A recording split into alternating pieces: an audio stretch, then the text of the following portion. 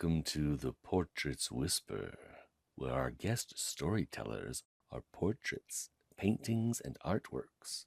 Here, every canvas breathes and every brushstroke hides a story waiting to be told. Tonight's whisper is from our guest, Nighthawks, an oil-on-canvas painting by American artist Edward Hopper. It portrays four people in a downtown diner late at night as viewed through the diner's large glass window. The light coming from the diner illuminates a darkened and deserted urban streetscape. The painting was created in 1942 and was inspired by Ernest Hemingway's short story, The Killers. In turn, it has itself inspired a number of films, being recreated multiple times as full movie sets. Many stories are about a ghost entering a home, but this one is about a home that is itself the ghost. My pigments hold a lonely tale, which is, I think, the most fitting truth for the particular quality of my light and the particular nature of my silence. Settle in. The coffee is on, though you will find it has no taste.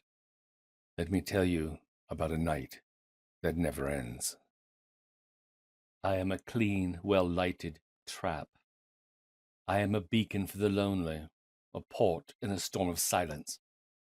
That is what they see from the dark and empty streets of a city that has forgotten them. They see my clean counters, my polished chrome, my stark, humming fluorescent light, and they think refuge. They are mistaken. The man with his back to you arrived first. He was a man walking away from a life that had become a stranger to him. He walked for hours, letting the city noise scour him clean, until the noise faded and there was only the sound of his own footsteps. He didn't want a destination. He wanted an oblivion. When he saw my light, it seemed to offer just that, a place to be nobody, a place to simply cease. He pushed open a door that was only there for him, and only for a moment. The couple came next. They were not lovers, not anymore. They were two people sitting on the wreckage of their shared history, the final cutting words already spoken. The silence in their apartment had become a physical weight, and they fled it, walking side by side, but 1,000 miles apart. They saw my light not as a comfort, but as a neutral territory, a sterile environment where their connection could be officially pronounced dead. They, too, found a door that shimmered into existence just for them. They all took their seats. The man behind the counter was already here. He is always here.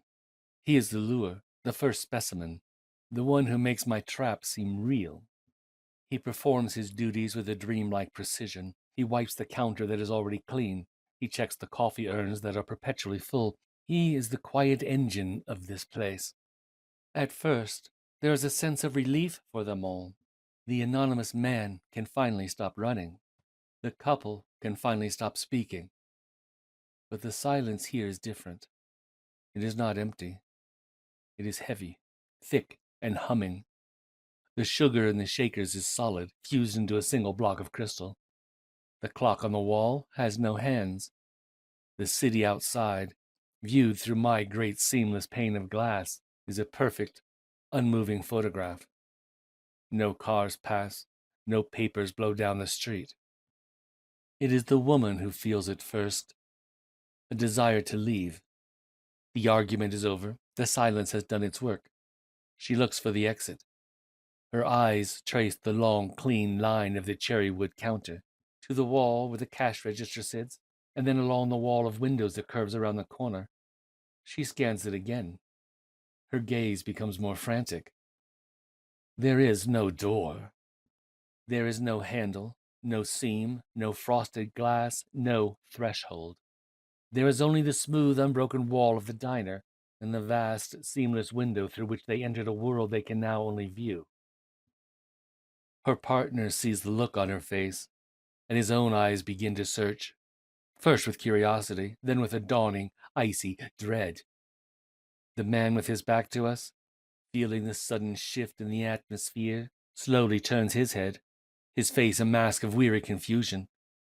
They are all looking now, searching for the way out. And in that moment, for the first time all night, They are no longer strangers.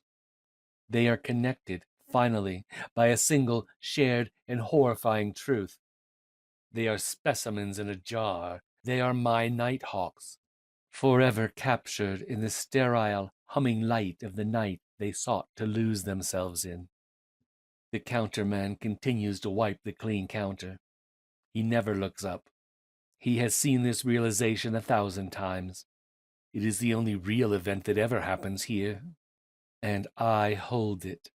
The moment the search begins for a door that is not there. The moment a quiet refuge becomes a pristine, inescapable tomb. You have been listening to The Portraits Whisper on Storylink Radio, where every canvas has a story to tell. Be sure to subscribe and listen for our next guest, for the gallery never sleeps, and another canvas is already waiting to whisper.